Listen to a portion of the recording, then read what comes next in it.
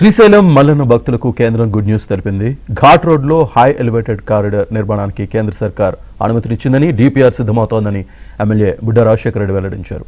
ఈ corridor complete అయితే 24 గంటలు శ్రీశైలం రాకపోకలు జరుగుతాయన్నారు. అలాగే దేవస్థానంలో వసతి సౌకర్యాలు పెంచేందుకు మాస్టర్ ప్లాన్ సిద్ధం చేశామన్నారు. కూటమి ప్రభుత్వం ఏర్పడి 2 ఏళ్లు పూర్తయిన డోర్ టు డోర్ క్యాంపెయిన్ నిర్వహించారు.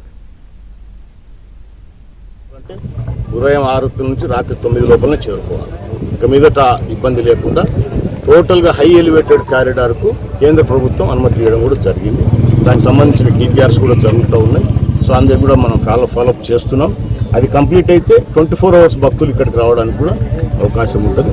దీంతోపాటు సౌకర్యాలు పెంచాలి. భక్తులకు వచ్చిన భక్తులకు అకామిడేషన్ ఇప్పుడు తక్కువ ఉంది కాబట్టి, ఎందుకంటే మనకు కూడా ఇక్కడ వీకెండ్స్లో అంటే శుక్ర శని ఆది సోమవారాల్లో దగ్గర 50,000 నుంచి 60,000 మంది భక్తులు వస్తున్నారు కాబట్టి వచ్చిన భక్తులకు అకామిడేషన్ పెంచాల్సిన బాధ్యత ఉంది కాబట్టి అవి కూడా ఇప్పుడు తయారవుతున్నాయి. మాస్టర్ ప్లాన్ కూడా ఒకసారి ముఖ్యమంత్రి గారు ఇప్పటికే 2-3 దఫాలు మాస్టర్ ప్లాన్ మీద కూడా చర్చించడం జరిగింది. మాస్టర్ ప్లాన్ ఒకసారి ఫైనల్ అయిన తర్వాత అకామిడేషన్ అడిషనల్గా పెంచేదానికి దాన్ని ప్రయత్నం చేస్తున్నాం.